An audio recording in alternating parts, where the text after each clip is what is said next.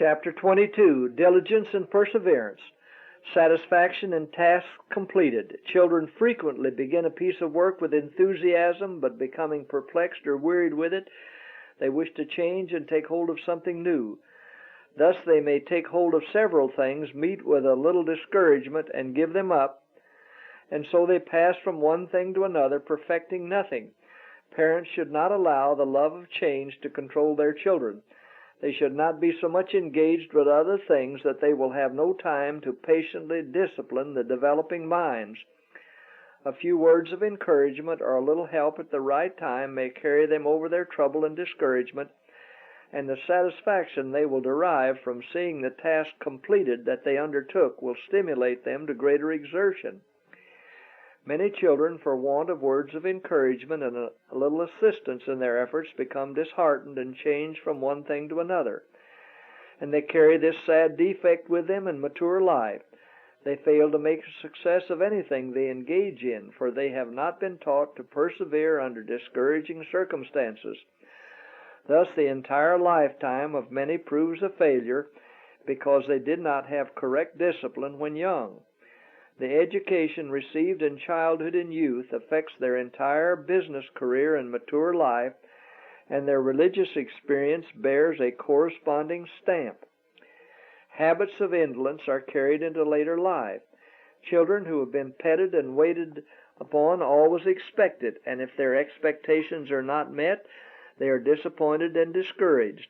This same disposition will be seen through their whole lives. They will be helpless, leaning upon others for aid, expecting others to favor them and yield to them, and if they are opposed even after they have grown to manhood and womanhood, they think themselves abused, and thus they worry their way through the world, hardly able to bear their own weight, often murmuring and fretting because everything does not suit them.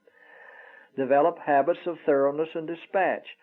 From the mother, the children are to learn habits of neatness, thoroughness, and dispatch. To allow a child to take an hour or two in doing a piece of work that could easily be done in half an hour is to allow it to form dilatory habits. Habits of industry and thoroughness will be an untold blessing to the youth in the larger school of life upon which they must enter as they grow older. Counsel especially for girls. Another defect that has caused me much uneasiness and trouble is the habit some girls have of letting their tongues run, wasting precious time and talking of worthless things. While girls give their attention to talk, their work drags behind. These matters have been looked upon as little things unworthy of notice. Many are deceived as to what constitutes a little thing. Little things have an important relation to the great whole. God does not regard the infinitely little things that have to do with the welfare of the human family.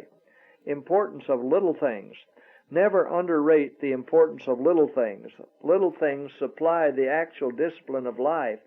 It is by them that the soul is trained that it may grow into the likeness of Christ or bear the likeness of evil.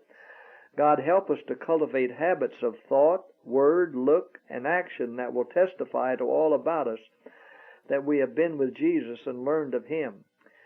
Make mistakes a stepping stone. Let the child and the youth be taught that every mistake, every fault, every difficulty conquered becomes a stepping stone to better and higher things. It is through such experiences that all who have ever made life worth the living have achieved success.